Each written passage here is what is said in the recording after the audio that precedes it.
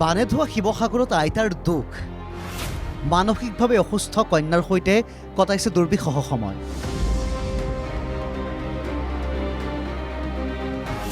জীৱনৰ বিয়লি বেলাত অসহনীয় বোজাৰে ভাৰাক্ৰান্ত অশীতিপৰগৰাকী। এয়া শিৱসাগৰৰ বানবিধ্বস্ত পাণ বেচা গড়কোষৰ দৃশ্য। এবছৰ পূৰ্বে ৰজাঘৰীয়াৰ কৃপাত ভগা প্ৰজাটোৱে ৰূপ সলাইছিলে।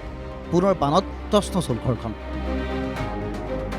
বানৰ পাছত এতিয়া অসহায় ঘৰখনৰ গৰাকী আশীৰুদ্ধৰ আইতাগৰাকী। নাম তেওঁৰ ৰীনা গগৈ। মানসিকভাৱে অসুস্থ একমাত্ৰ কন্যাক লৈ দুকোঠালিৰ সৰু ঘৰটোৱেই তেওঁৰ সমল।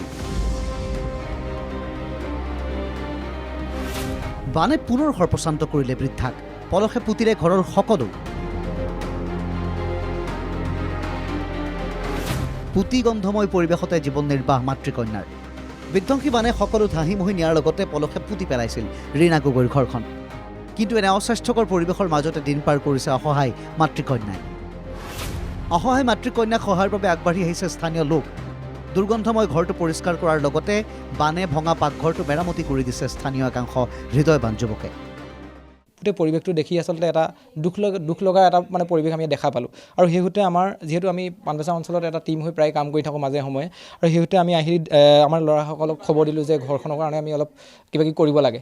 আৰু সেইসূত্ৰে আহি আমি ইয়াত এই ঘৰটোৰ ভিতৰত আচলতে আপোনাক এটা ক'ব নোৱাৰা প্ৰকাশ কৰিব নোৱাৰা এটা পৰিৱেশ দেখিলোঁ।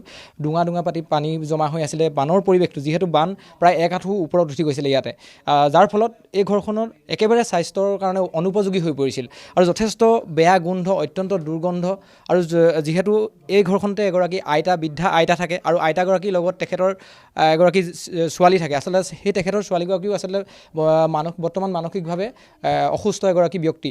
গতিকে এই পৰিৱেশটোত আচলতে দুয়োগৰাকী ব্যক্তি যেনেধৰণে জীয়াই বসবাস কৰি আছিল, হয়তো আপোনালোকেও আজি দেখিছে পৰিৱেশটো এটা অত্যন্ত বেয়া পৰিৱেশ। অসহায় বৃদ্ধাগৰাকীয়ে লাভ কৰা নাই এতিয়ালৈকে কোনো চৰকাৰী সাহায্য। ওচৰ চুবুৰীয়ে যোগান ধৰা খাদ্যৰে পেট পুৰাইছে মাতৃকন্যাই। বিদ্যুৎ সংযোগো নাই ঘৰখনত। মুখ্যমন্ত্ৰীৰ স্থানীয় বিধায়ক ৰাইজক সহায়ৰ আহ্বান।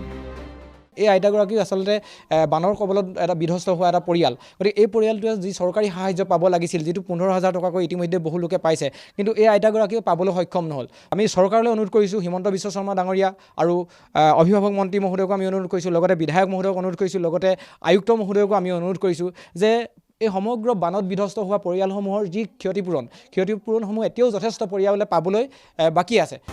স্থানীয় হৃদয়বান লোকসকলে দুজনীয়া পৰিয়ালটোক পাৰ্যমানে সহায় কৰিছে। শিৱসাগৰ জিলাৰ অভিভাৱক মন্ত্ৰী, স্থানীয় বিধায়ক তথা উপায়ুক্তকো পৰিয়ালটোক সহায়ৰ বাবে আহ্বান জনাইছে তেওঁলোকে। চৰকাৰ প্ৰশাসনৰ সহায় অবিহনে অন্ধকাৰজন্ম মাতৃকন্যাৰ ভৱিষ্যত। অসুস্থ মাতৃকন্যাৰ দুচকুত দেখা পোৱা গৈছে সেই কাতৰ আহ্বান। ভিডিঅ' জাৰ্নেলিষ্ট বলিন গগৈ আৰু উদ্দীপ্তৰ সহযোগত শিৱসাগৰৰ পৰা সুকল্যাণ ৰাজখোৱাৰ ৰিপৰ্ট NKTV+।